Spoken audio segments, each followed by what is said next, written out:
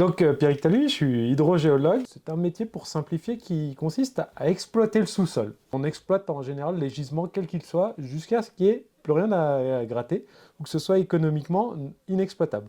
Donc le métier d'hydrogéologue, il est un petit peu différent parce que la ressource en eau est considérée comme une ressource renouvelable.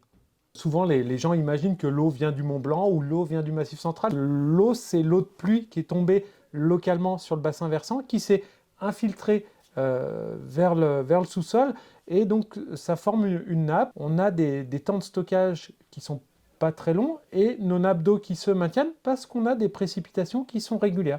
Et quand on commence à avoir des précipitations irrégulières du fait de l'évolution climatique, eh ben on se rend compte que la petite source qu'on connaissait à côté de chez soi, elle s'est tarie. Et à l'inverse, en fait, avec la montée des températures, on a la végétation qui prélève de manière extrêmement importante les eaux. Les nappes d'eau qui avaient des faibles capacités de stockage se tarissent rapidement derrière.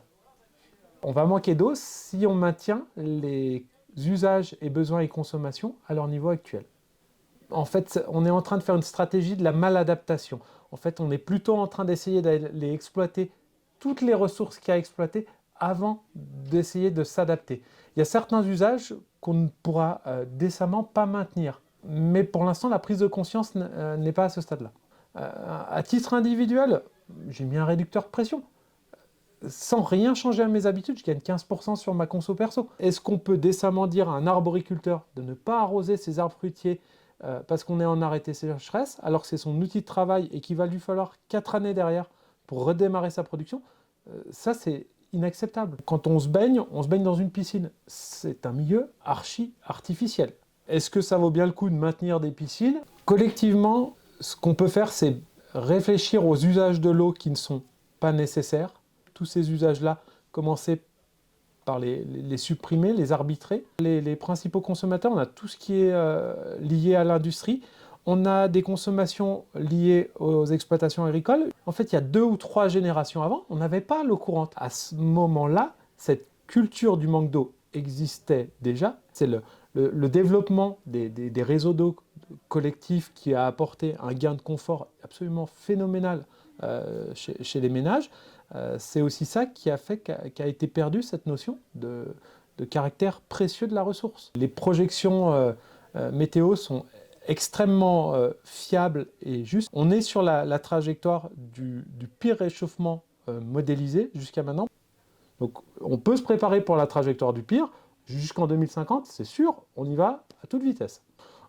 Sur les programmes des européennes, il y avait tout un tas de parties qui parlaient d'écologie punitive, et ça se comprend en fait, parce que si on fait de l'écologie sans faire d'amortissement social, c'est punitif. Là actuellement, c'est le climat qui est punitif. Le choc est tellement violent à encaisser que si on ne prévoit pas le dispositif d'amortissement, il y aura un déni et un refus de la population. Donc l'écologie, c'est le bon ressort, mais il faut absolument prévoir le dispositif d'amortissement et d'aide sociale pour pouvoir le mettre en place et que ce soit socialement acceptable. C'est beaucoup plus facile d'imaginer une fin du monde à un scénario post-apocalyptique plutôt que la fin du capitalisme. La fin du capitalisme, c'est remettre en cause les fondements de la société moderne et tout le gain de confort qu'on a eu en l'espace de 2 générations ou 3 générations.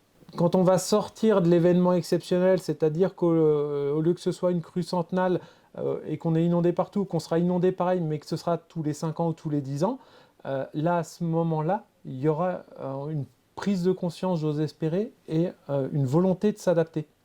Est-ce que j'ai un mot de la fin? Je souhaite de tout cœur que pour les générations futures, qu'elles arrivent à s'adapter dans un milieu aussi difficile que ça. La prochaine génération, c'est la première génération qui va devoir faire avec moins.